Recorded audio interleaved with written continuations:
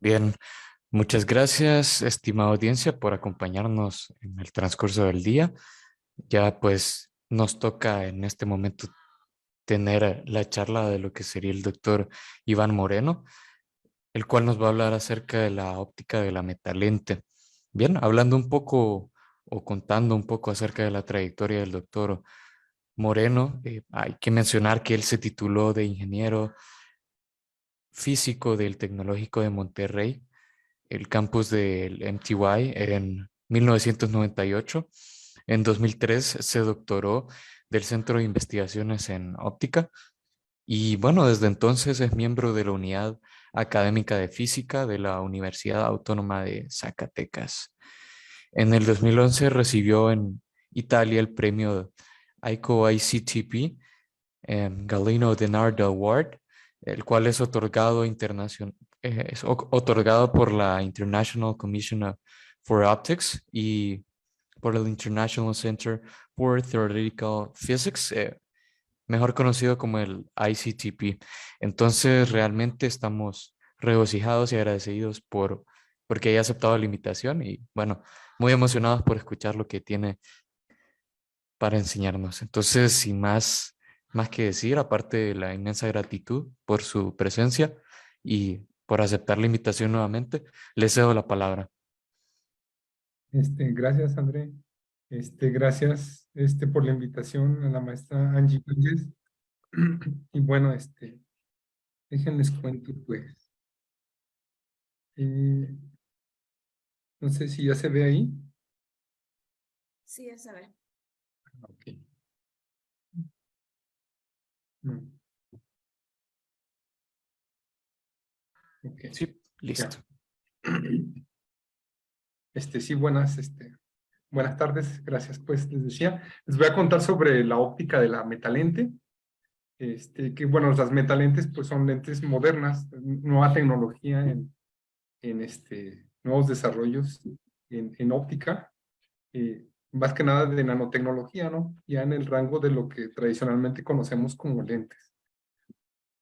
Y bueno, las lentes pues se usan en muchos lados, son instrumentos de laboratorio, son instrumentos que usamos para ir y venir, ¿no? En las cámaras de nuestros celulares, en nuestros ojos, y pues permean, están en todos los lugares que usamos en nuestra vida diaria, ¿no?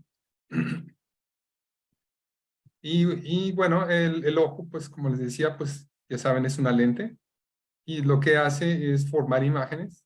Aquí se ve, pongo mi apuntado, pongo un apuntado láser, sí. Entonces, bueno, aquí ven, ¿no? Este es un objeto, esto pues, lo aprenden en la carrera de física cuando llevan la materia de óptica, que pues tienen el plano objeto, tienen la lente y tienen el plano imagen. Sí, y en la retina es donde está el plano imagen y ahí están los fotorreceptores que traducen esa imagen a una señal, ¿no? Que nosotros interpretamos como, pues en nuestro mundo visual.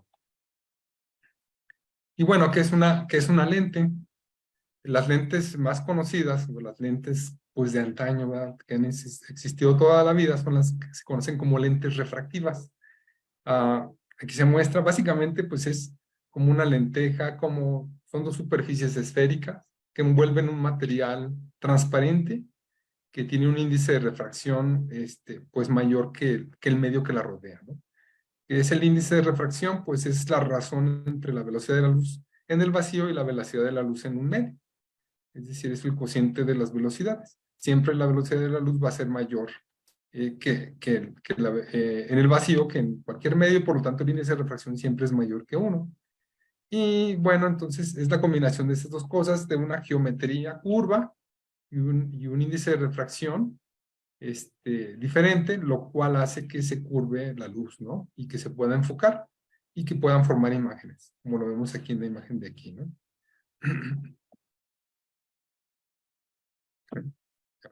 Y bueno, hay muchísimas tipos de lentes que todos conocemos, las biconvexas, planoconvexas, meniscoconvexas.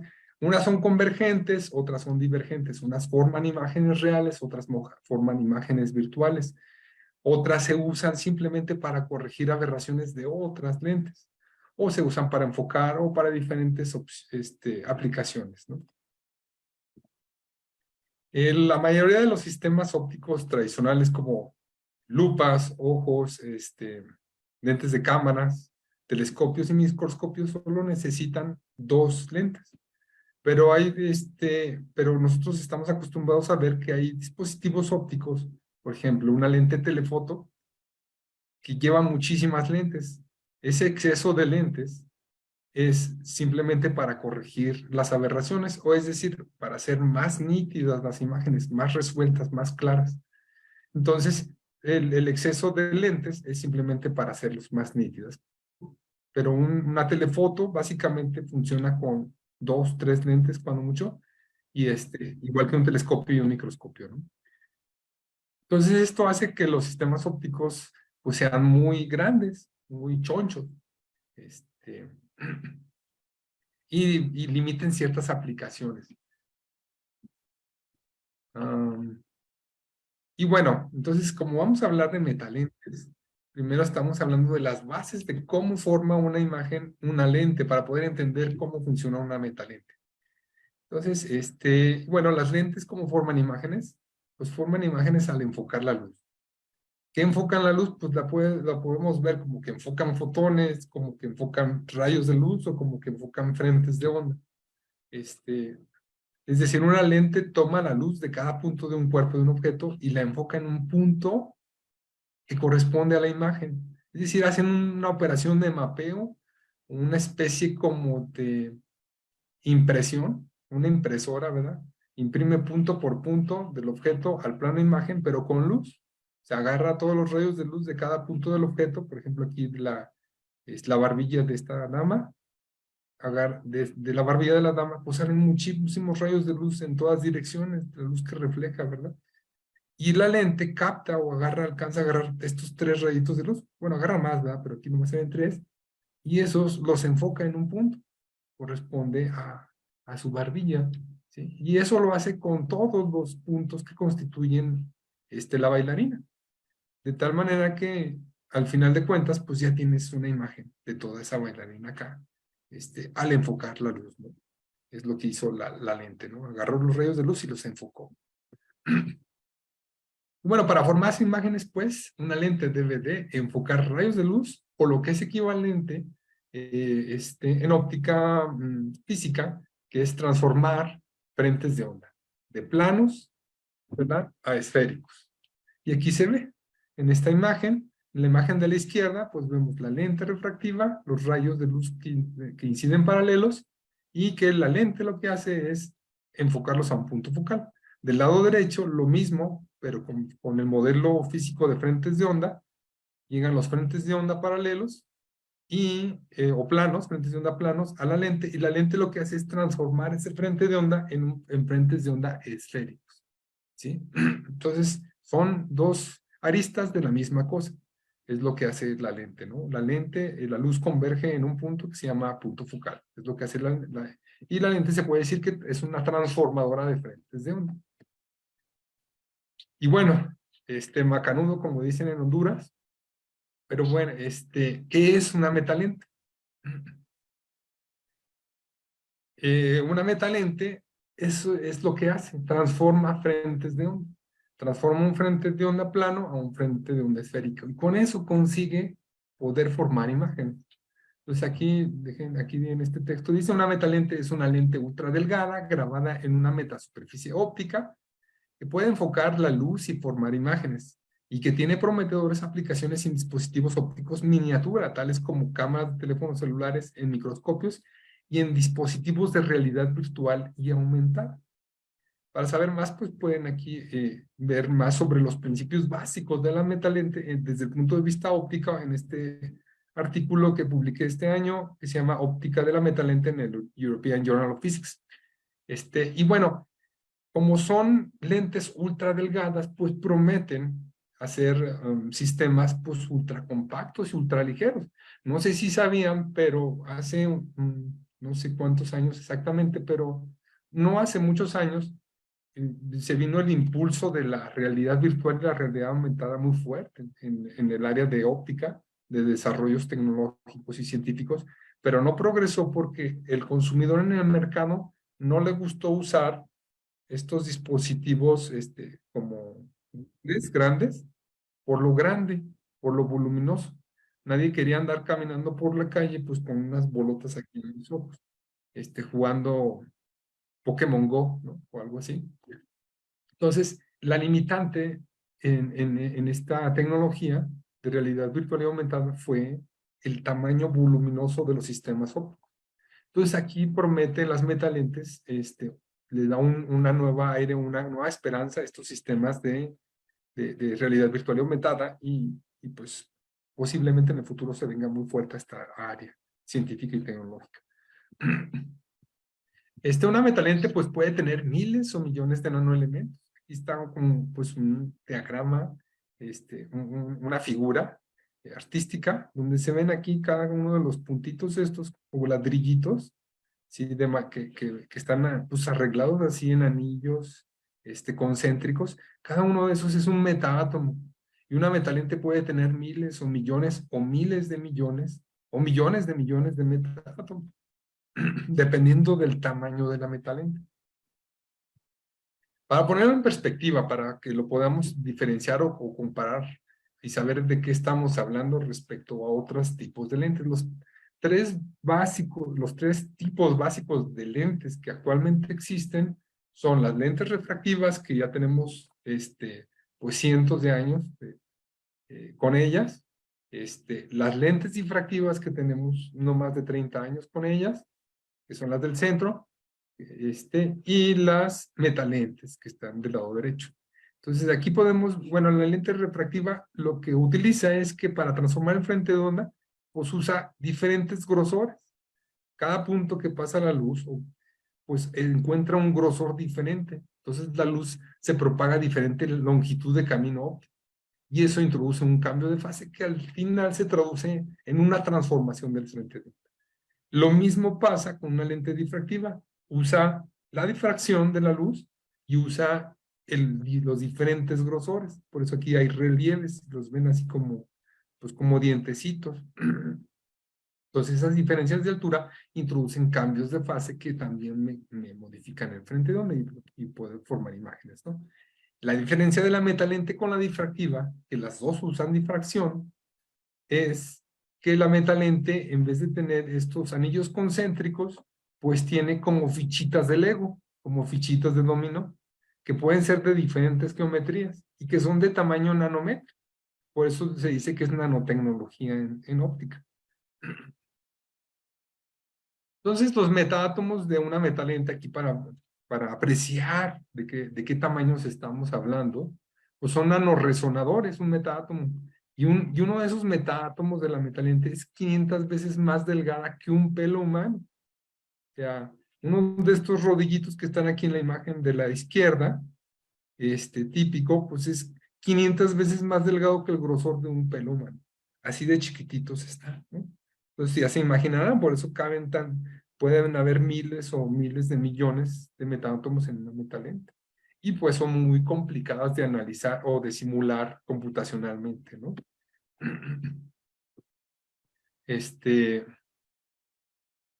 Bueno, las metalentes pues son súper delgadas. Aquí se muestra una imagen del laboratorio del grupo de Harvard, la metalente que está aquí.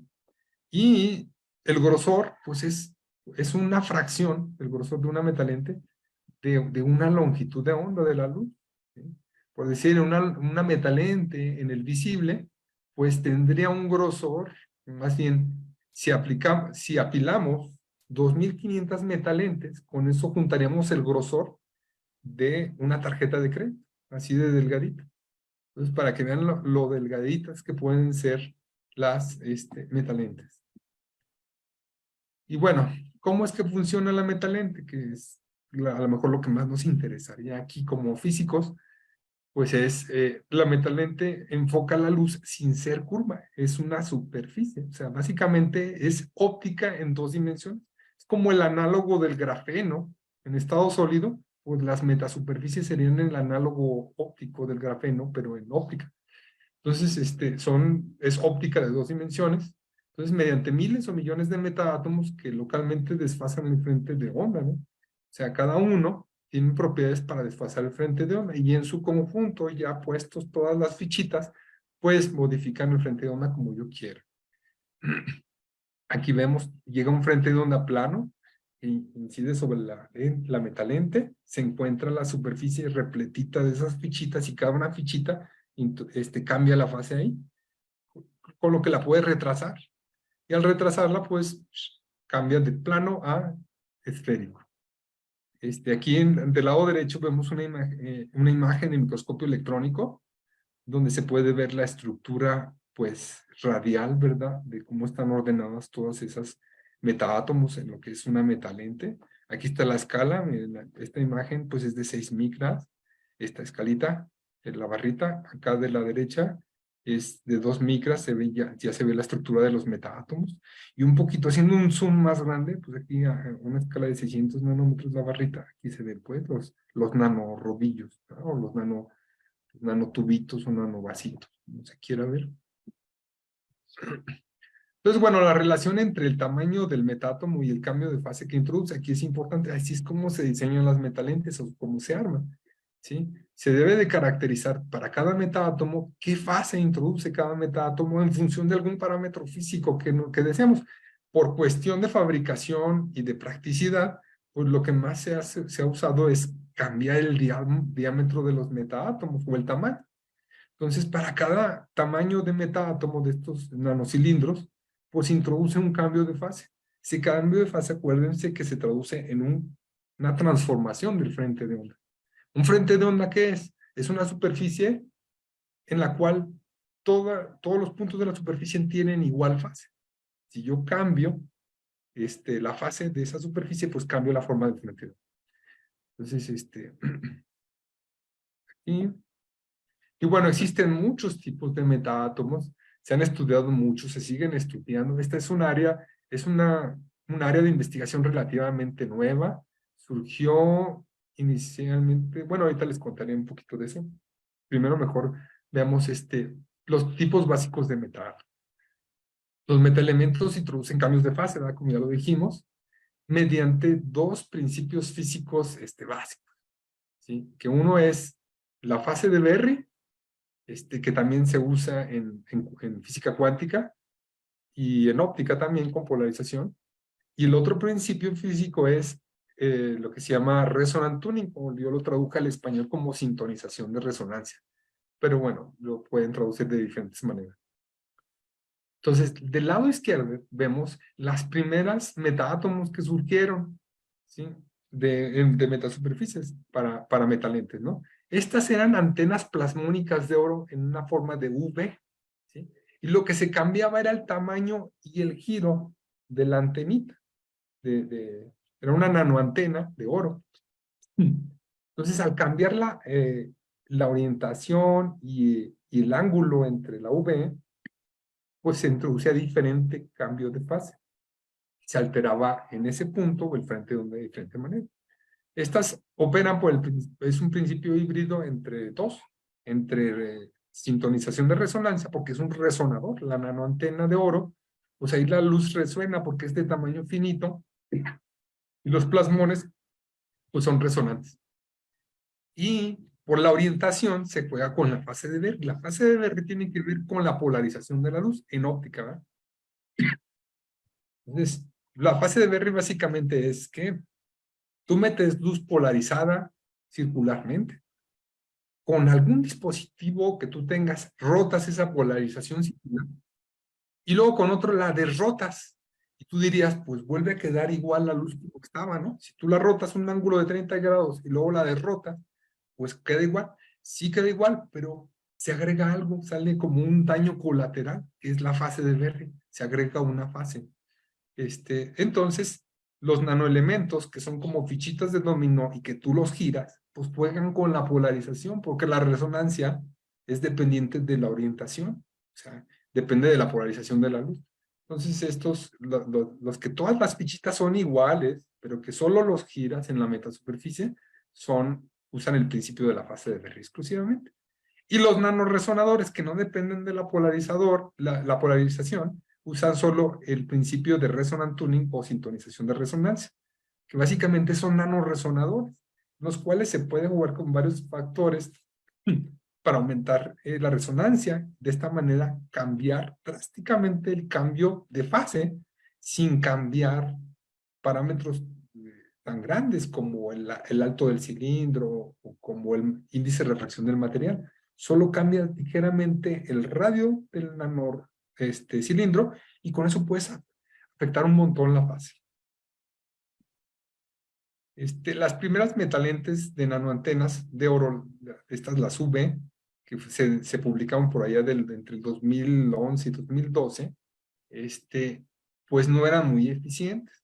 Entonces, aunque se publicaron los primeros resultados de esto en Science, y fue un pequeño boom ahí, pues no despegó muy bien porque para tener lentes pues requiero captar suficiente cantidad de luz.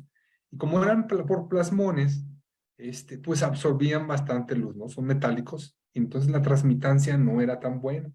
Entonces se quedaron un poco aletargadas las nanoantenas metálicas, ¿no? Pero por ahí del 2015-2016 desarrollaron las nanoantenas o los metátomos o nanoantenas dieléctricas. ¿Sí? Entonces, en estas dieléctricas, la cantidad de luz que se transmite a través de estas metasuperficies, de estos metátomos, pues era mucho mayor que metasuperficies basadas en metálicas. Entonces hubo un boom muy grande, un interés muy grande, tanto que fue portada de la revista Science, un desarrollo de las metalentes del grupo de Harvard, ustedes saben, pues, como físicos, que es difícil que algún trabajo de investigación aparezca en la portada de Science o Nature. Generalmente la acaparan los de ciencias médicas, de estas áreas, ¿no? O biomédicas, bioquímicas, pandemia, etcétera. Pero de física es más difícil. Son poquitos los que salen en la portada. Y bueno, esto fue portada. Entonces, sí acaparó mucho la atención de la comunidad internacional de investigación en óptica. Y bueno, se vieron las ventajas principales que se postularon en esa época, en el 2016-2017, que son lentes ultraplanas, que enfocan la luz sin aberraciones, pero esto es, entre comillas, solo para un haz colimado, un frente de onda plano en el eje óptico paraxial, que pueden tener mayor resolución de imagen, teóricamente, al menos para el haz colimado o en el eje óptico, pues sí pueden, no tienen aberración esférica. Tienen fácil fabricación en masa. Esa es de las ventajas más grandes que se conserva hasta ahora, porque como se hacen por nanolitografía, es la misma tecnología para hacer circuitos impresos, para hacer microchips. Toda la base de la tecnología para desarrollar la electrónica se basa en nanolitografía. Entonces, se pueden producir en masa miles de metalentes de un solo golpe, mientras que una lente tradicional pues se requiere mucho más tiempo para fabricar una lente de vidrio con superficies esféricas, ¿no? El número 5 es que pueden ser sensibles o no a la polarización. Eso las hace aptas para otro tipo de aplicaciones más específicas, ¿no? Y bueno, un ejemplo de esto, pues, de dónde es un nicho de oportunidad grande para las metalentes, en los objetivos de microscopio.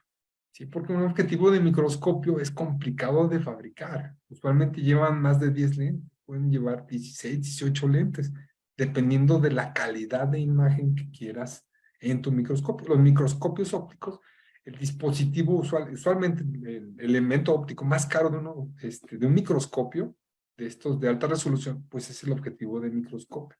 Porque llevan muchas lentes y todas son de alta resolución y todas tienen que estar perfectamente alineadas y aparte son bien chiquititas. Entonces se dice que para tener un entrenamiento para fabricar estas lentes requieres más de 5 años, ¿no? Y aparte, pues todo el ensamblado de todo esto, ¿no? Es complicado, lo que las hace muy caras. Entonces, mientras que un objetivo de microscopio hecho con metalentes, en teoría, podría llevar menos de 4 metalentes. Y todas ensambladas, posiblemente en la misma línea de fabricación que la electrónica.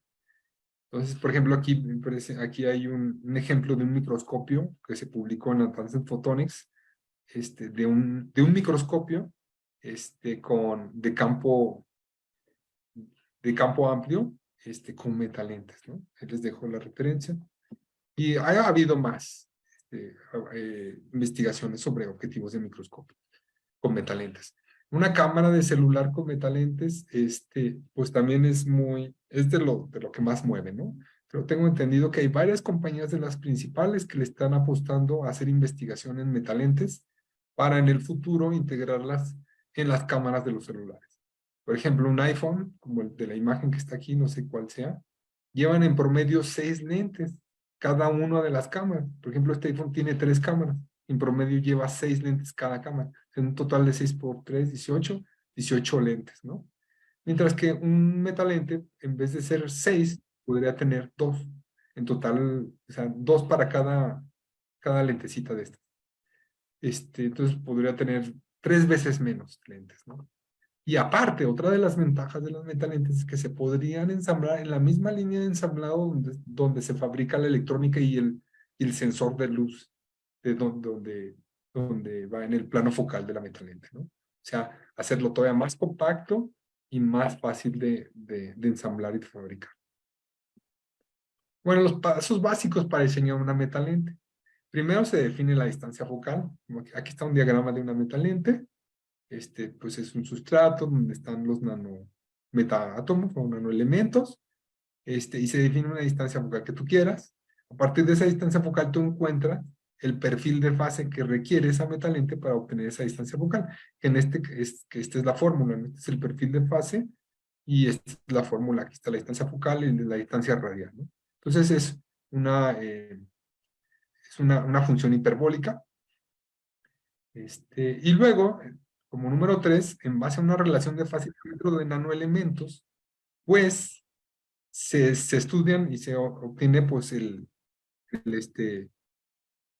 rango óptimo de variación de diámetros del metaátomo. Por ejemplo, este metaátomo son cilindros, esta gráfica, la gráfica 3, que varían desde 300 nanómetros de diámetro hasta 400 nanómetros de diámetro, y al variar en ese rango, puedo variar la fase de 0 a 2pi. Y la transmisión también se busca que sea lo más alta posible. Transmitancia. La transmisión de energía a través de ese metaelemento. Y luego después que ya se tiene la relación entre fase y el diámetro, y en base a la gráfica 3, combinando con la gráfica 2, ya se obtiene pues la distribución de metaátomos en la metasuperficie. La distribución que yo quiero, digo, en el centro yo quiero un diámetro, un metaátomo que me introduzca una fase de 2pi, y luego así la voy bajando. Me voy saliendo hacia la periferia y voy reduciendo los radios de tal manera que me introducen menor fase. Y reproduzco este perfil de fase que yo quiero. Ya que pues ensamblo o que formo, esta simulación la puedo llevar a cabo. Usualmente se llevan 2 programas básicos que yo conozco. Uno es el COMSOL Multiphysics, que seguramente han usado algunos de ustedes en la carrera de física. COMSOL Multiphysics, que se usa para muchas cosas en física. Y porque utiliza el método de diferencias finitas para simular sistemas físicos más complejos, que llevan usualmente cuando introduces, o que son complejos, o que introduces varios fenómenos físicos a la vez y que no tienen solución analítica, que los tienes que calcular pues mediante métodos numéricos, ¿no? Y se evalúa en algún programa de estos el desempeño de la metalente, es decir, se propaga el campo electromagnético y se ve cómo es en el punto focal. Y se ve y se cuantifica su desempeño, a ver si es mejor que el límite de resolución o si tiene aberraciones, etc. Entonces, para diseñar una metalente se usa la ley de Snell general para metasuperficies. Esta es básicamente la ley de Snell o la ley de refracción de metasuperficies. Si ven, aquí depende del gradiente de la fase que introduce la metasuperficie. Esta es la derivada de la fase del perfil de fase con respecto a X y la derivada del perfil de fase con respecto a Y. Si ven en la parte esta de abajito, ¿sí? Cuando el perfil de fase es igual a 0, Más bien, cuando no hay cambio de fase en la metasuperficie, es decir, que es una superficie refractiva, pues esta derivada de la fase es igual a cero. Entonces la ecuación de arriba se va, eso no nos sirve. La ecuación de abajo, pues esta parte de la derivada de la fase con respecto a y, pues ya hace cero. ¿Y qué nos queda? Que cero igual al índice de refracción n2 por seno de teta 2 menos n1, seno de teta 1. ¿Eso qué es? Esa es la ley de Snell, la que vemos en el curso de óptica, ¿no? La ley de refracción de la luz, cuando cambia de un medio a otro. Eso es cuando no hay un gradiente de fase. Si hay un gradiente de fase, entonces tenemos una metasuperficie. Y nosotros queremos diseñar una metasuperficie que enfoque la luz. Entonces usamos esta, por ejemplo, nomás con variación radial, le decimos, resuelve esta ecuación diferencial cuando de las condiciones de frontera es de que la luz se enfoque aquí, que todos los rayos de luz queden aquí. Al resolver con esa condición, obtenemos de solución esta, que es el perfil de fase que requiere la metasuperficie. Y bueno, nosotros nos aprobaron un proyecto del 2021 al 2023 de aquí de México, de CONACYT, que se llama Convocatoria de Ciencias de Frontera, para estudiar pues todas las metalentes, pero para iluminación y concentración de radiación, que nadie lo había estudiado hasta ahora, ¿no? Y bueno, ¿por qué decidimos estudiar metalentes para iluminación y concentración de luz? Porque teníamos experiencia en el pasado de haber estado trabajando con iluminación. Entonces, contaré rápidamente de nuestras principales aportes científicos en el pasado sobre óptica de iluminación. Entonces, por ahí del 2006, pues ya hace bastante años, hace 15 años, pues desarrollamos un método para diseñar arreglos de LEDs que nos dieran iluminación uniforme. Entonces desarrollamos, resolviendo las ecuaciones diferenciales sencillas por el criterio de Sparrow, revolvimos un criterio de resolución de formación de imágenes, lo llevamos a la área de iluminación, combinamos esas dos y sacamos unas ecuaciones muy bonitas para diseñar arreglos de LEDs y iluminar de manera uniforme. Y bueno, esas pues se usaron mucho en la literatura, ¿no? Se han usado estas ecuaciones hasta para diseñar sistemas de iluminación para iluminar flores, etc. Y bueno, ejemplos de esas ecuacioncitas que desarrollamos pues son estas, ¿no? El anillo, un anillo de LEDs tiene un radio óptimo dado por esta ecuación, ¿sí? Que depende de la distancia de iluminación Z y M es un parámetro de cómo radia el LED. Un M igual a 1 es una fuente lambertiana, un M más grande pues ya es un LED más direccional. Y bueno, este tipo de gráficas publicamos ahí. Después, poco tiempo después desarrollamos, como estaba lo de la iluminación, la investigación en iluminación LED, pues en el gran auge, ¿no? Había muchos tipos de LEDs con muchos tipos de patrones de radiación y desarrollamos una ecuación, yo digo que es la ecuación mexicana del patrón de radiación, y lo publicamos allí en ese artículo que está aquí abajo, y pues se convirtió en un clásico, ¿no? Para diseñar o para evaluar el patrón de radiación en cálculos de iluminación, ¿no? Que básicamente la ecuación anterior que había era esta, hasta antes, pero con el advenimiento de los LEDs de alta potencia para iluminación, pues salieron bien muchos tipos de patrones de radiación. Y con esta ecuación gaussiana, pues lo pudimos simular, ¿no? Con 2 o 3 términos de esa serie gaussiana. Y finalmente, el último, publicación de las grandes, les platiqué de las 3 grandes publicaciones que hicimos en el pasado para poner en contexto con las metalentes, por qué aplicarlas a iluminación. El último fue de las luminarias de alto desempeño. Entonces, por ahí del 2013, publicamos este artículo.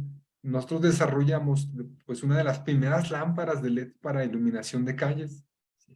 Y aquí lo que hicimos, la innovación es que pusimos un arreglo de microlentes, ¿sí? Para iluminar homogéneamente en una caja que se usaba para reciclar la luz y combinar la luz en cierta dirección, ¿no? De tal manera que pudiéramos obtener patrones de iluminación rectangulares y se aumentara la eficiencia de iluminación. Con esto rompimos un récord de contaminación lumínica que fue lo que llamó mucho la atención pues en la comunidad internacional. Lo publicamos en Optics Express y al poco tiempo nos lo reseñó ese artículo el Wall Street Journal, ¿sí? Sobre nuestro desarrollo, ¿no?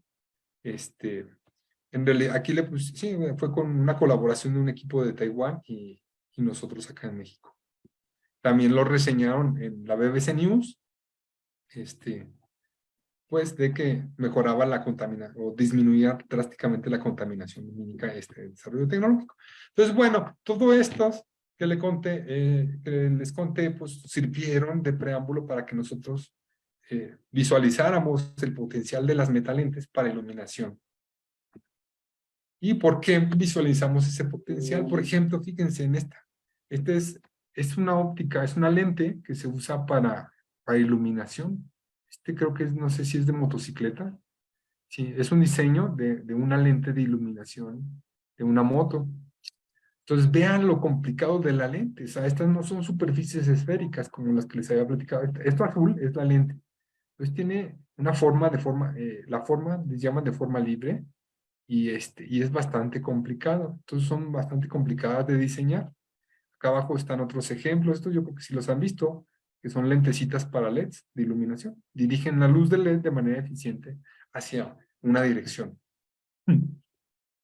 Entonces, son voluminosas, son complicadas, tienen superficies complicadas. Entonces, vimos el potencial de las metalentes, que son bien delgaditas y que toda la luz la rediriges en la superficie, en 2 dimensiones. Entonces, eso podría potencialmente reducir la complejidad del diseño de la óptica de iluminación. Entonces, nosotros en el 2020 publicamos este artículo en Optics Letters, que era donde postulábamos esta nueva aplicación o este nicho de oportunidad para las metalentes, en lo que le llamamos metaóptica de iluminación o non-imaging metaoptics. Y propusimos, pues hay 2 diseños clásicos. Para concentración de luz hay lo que se llama concentrador parabólico compuesto, que es un reflector de forma óptima que concentra la luz de la manera más eficiente. Se llama CPC y propusimos el equivalente con metasuperficies, con metaespejos. Acá arriba a la derecha, en iluminación, pues la óptica tradicional para llevar la luz del LED a iluminar, pues es lo que se llama lente TIR o lente de reflexión total interna. Que tenemos la fuente de LED aquí, la luz sale en todas direcciones y aquí se refleja por reflexión total interna en esta parábola y se redirige hacia el frente. De tal manera que se capta la mayor cantidad de luz que emite LED hacia la dirección que quieres iluminar. Y propusimos esta metalente TIR. Aquí está la fuente LED, aquí hay una metalente tradicional, y luego aquí por reflexión total interna en la superficie plana, se refleja y luego se redirige con un metaespejo hacia arriba, ¿no? Se cambia la dirección de propagación, de tal manera que se puede colimar la luz. Y la ventaja es que puede ser muy compacto, que puede ser muy delgadita. Mientras que las lentes refractivas TIR pues son mucho más gruesas. Y bueno, para seguir trabajando, construyendo esta área de iluminación con metalentes, nuestro siguiente paso pues fue desarrollar un método para trazo de rayos en metasuperficies, ¿verdad? Pero de trazos de rayos generales, para poder trazar los rayos en cualquier dirección. Entonces, este año publicamos en la revista Optics Continuum un artículo que se llama Ray Tracing en metasuperficies o trazo de rayos en metasuperficies. Pues, lo publicó mi estudiante de doctorado, Polet, y desarrolló básicamente esta ecuación. Esta ecuación me dice cuál es la dirección del rayo de luz al atravesar una metasuperficie que puede tener cualquier orientación. La orientación está dada por n, que es la normal a la metasuperficie, y que puede tener cualquier gradiente de fase en la metasuperficie. Es decir, los metaátomos pueden tener cualquier orden o cualquier distribución y se traduce en este gradiente de fase de la metasuperficie, ¿no? Entonces aquí, y está en términos de la dirección del rayo de entrada, que es K1. Yo le doy el rayo de entrada Yo tengo la dirección de la superficie, cómo está orientada, y el gradiente de fase de la metasuperficie, y con eso yo obtengo el rayo de salida. Esta, pues, la publicamos aquí en este año. Y bueno, fue como dato adicional, pues salió en la lista de los más descargados de la revista en 3 meses, o sea, mensuales, junio, julio y agosto. O sea, tuvo buena recepción.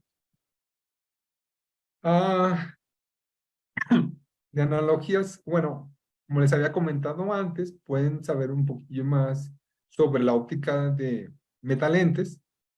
Publicamos hace poquito también una introducción a la óptica de las metalentes en este artículo que se llama Optics of Metalents en el European Journal of Physics, y de ahí pues damos las analogías con las metalentes refractivas, todas las ecuaciones de cómo se deducen por 2 métodos, cómo es el cambio lo del cambio de la fase con los nanoelementos, qué son los nanoelementos,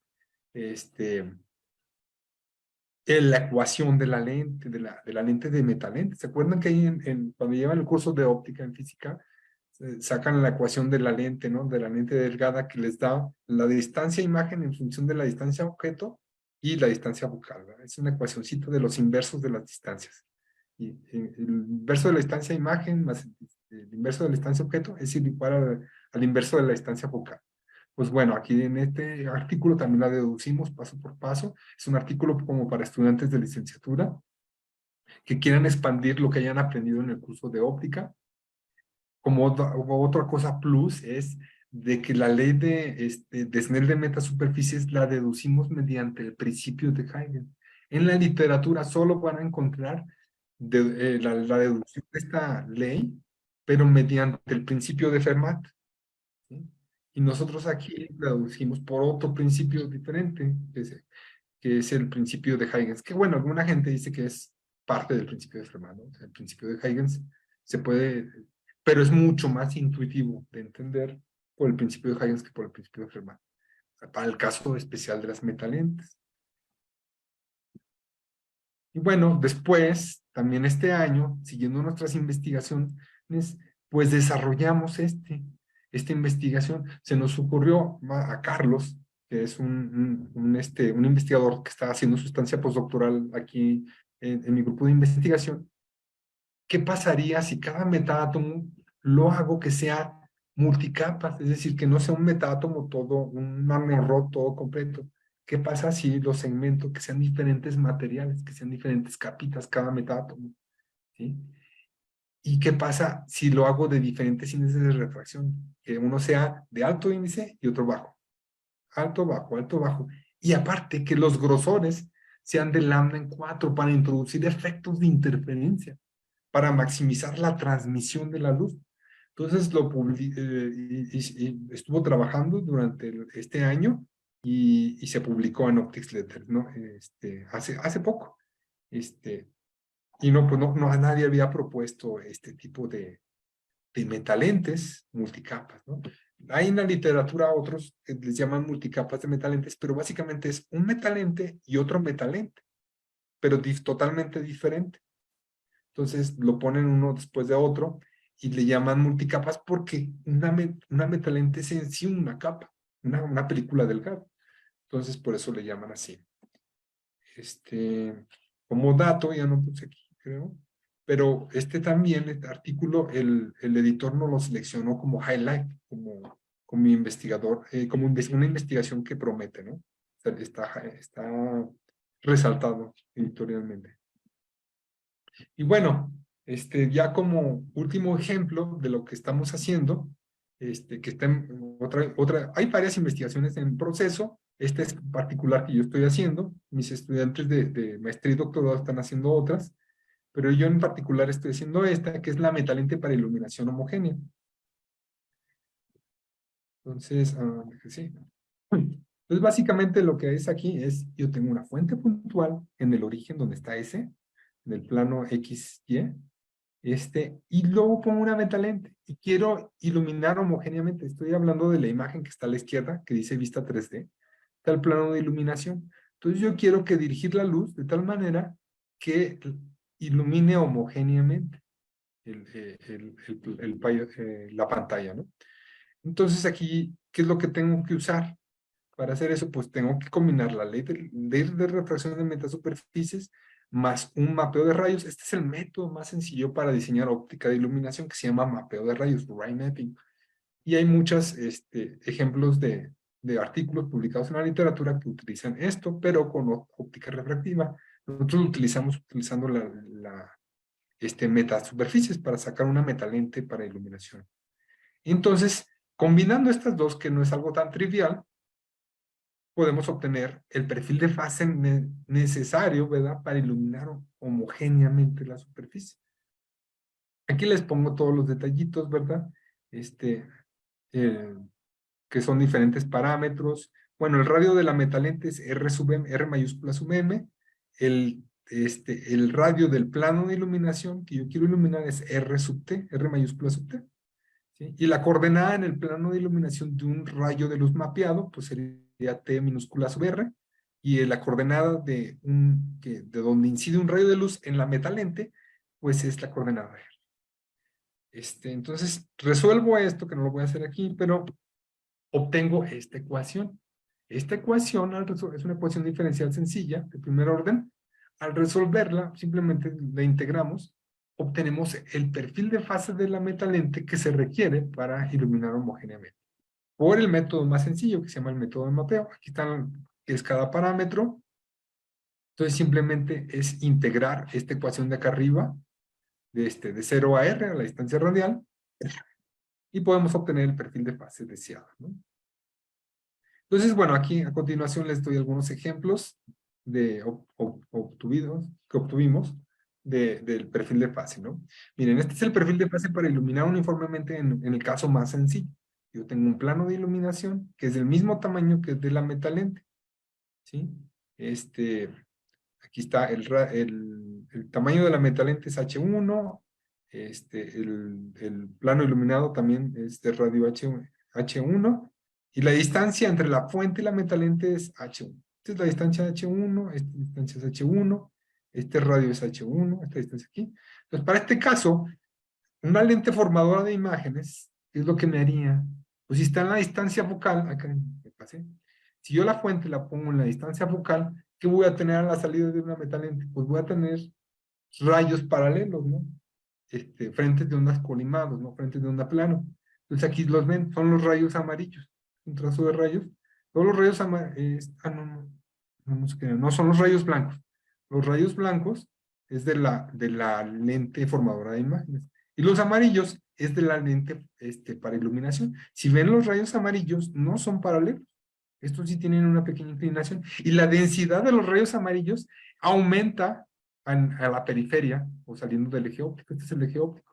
Entonces, conforme me alejo, la densidad de rayos de luz es mayor. Aquí la distancia entre rayos aquí es mayor, en el centro, ¿no?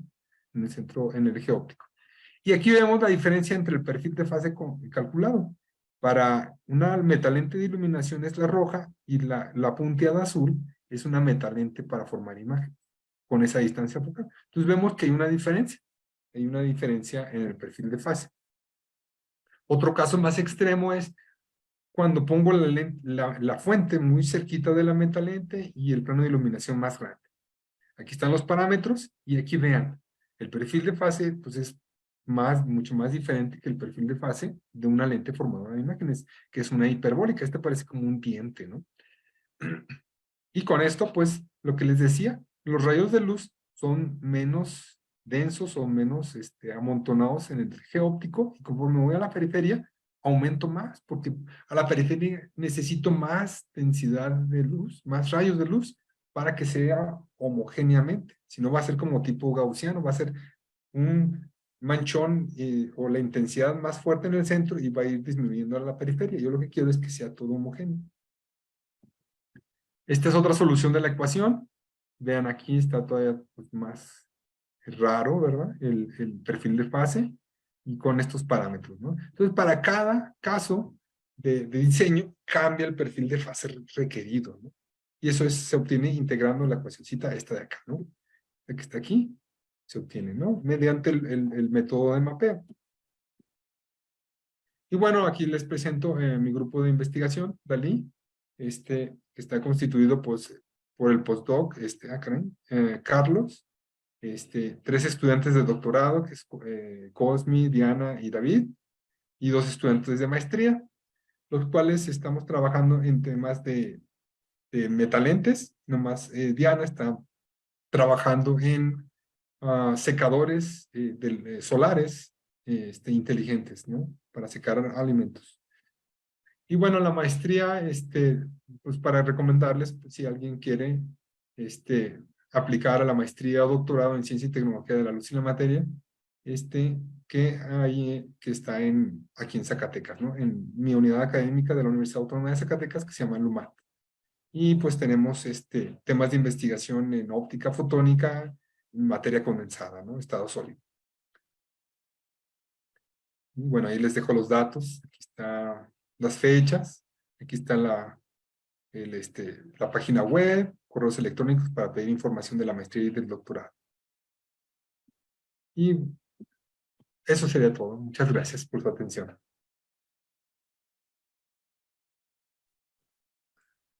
Perfecto, muchísimas gracias a usted, doctor Moreno, por tan ilustrativa presentación.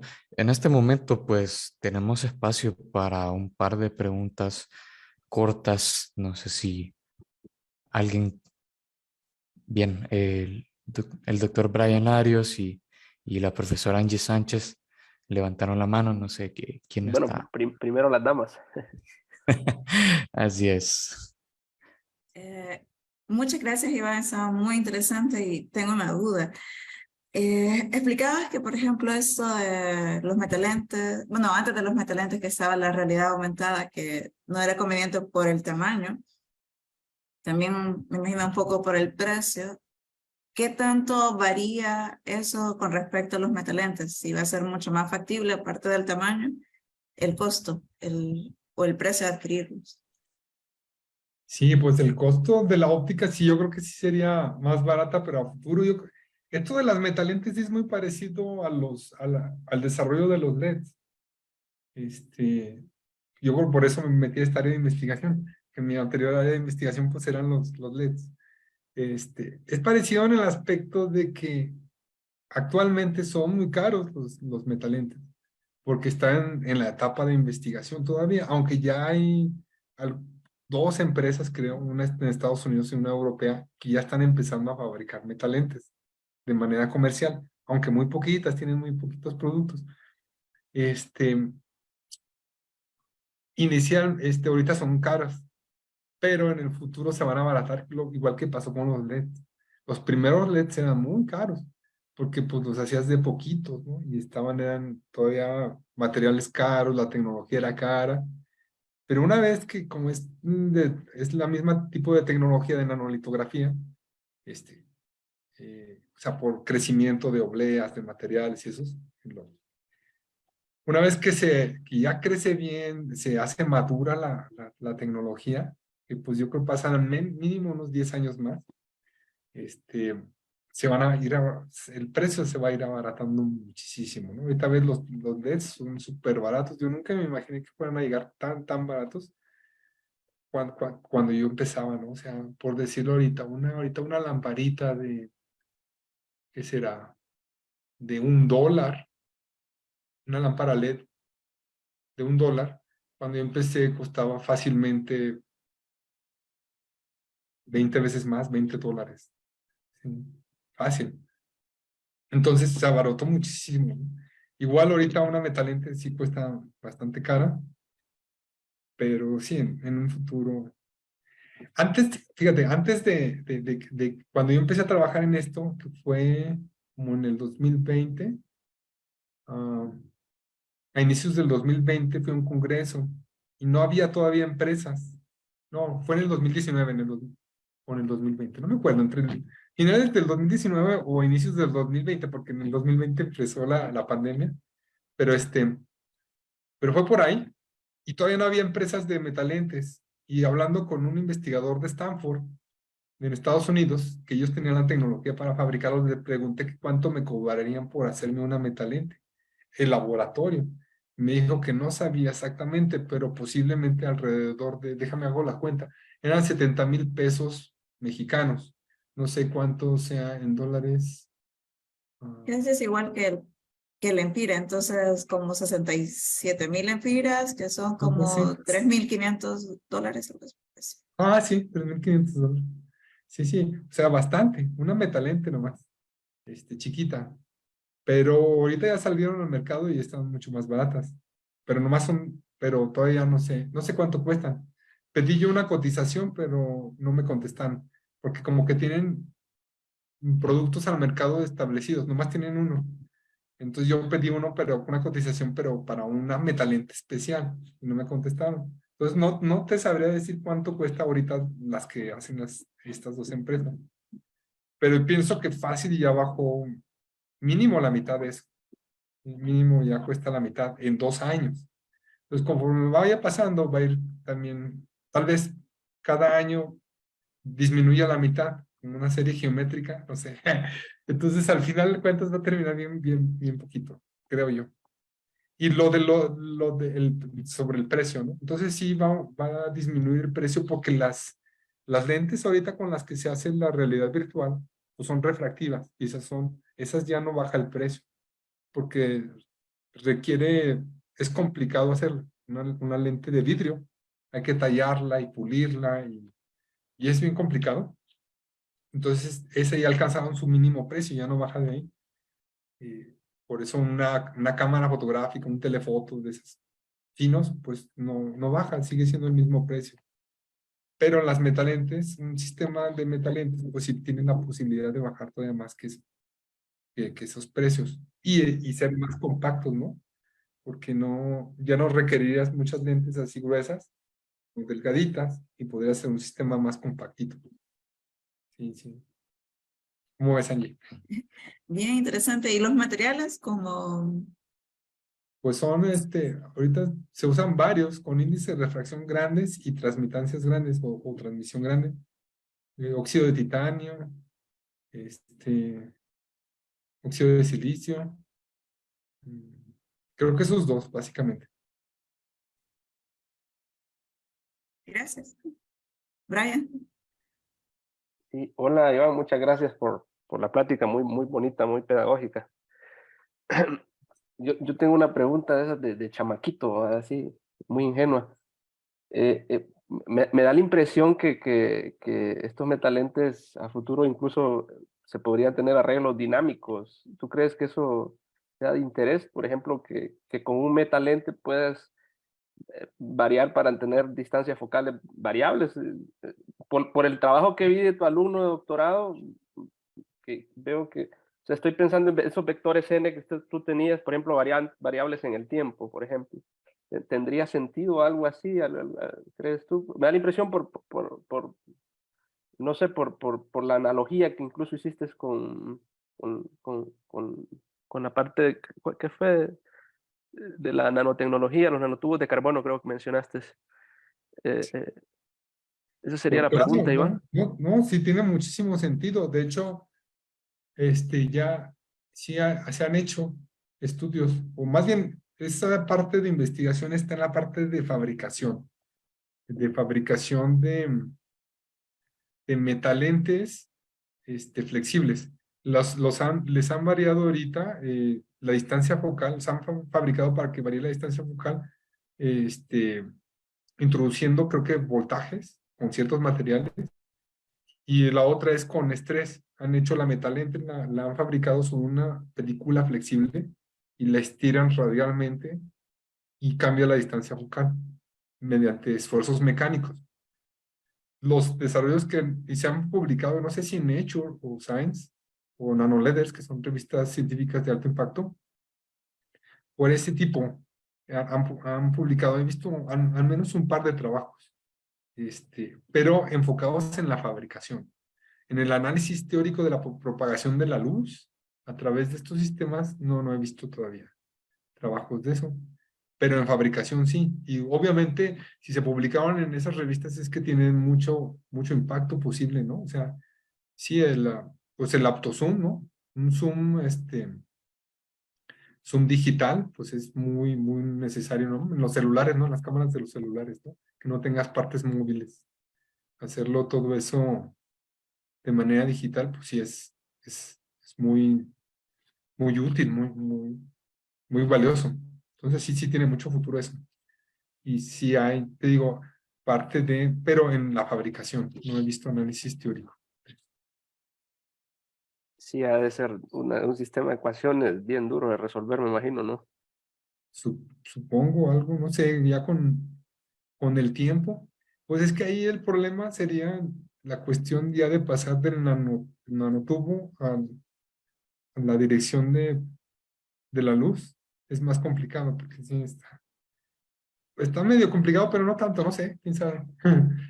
Pero sí se oye interesante, o sea, hacer el análisis teórico ahí, pues porque combinaste ahorita lo de la ecuación esta del trazo de rayos. Eso no, yo no lo había pensado. Nomás te digo, había visto el artículo de fabricación. Pero pues sí es de alto impacto ese tema, Brian. Gracias, Iván, muy amable. Gracias. Perfecto, entonces, nuevamente, doctor Moreno, muchísimas gracias por su colaboración y su participación en nuestro evento. Esperamos este sea el principio de muchas más colaboraciones. Entonces, bien, muchas gracias nuevamente.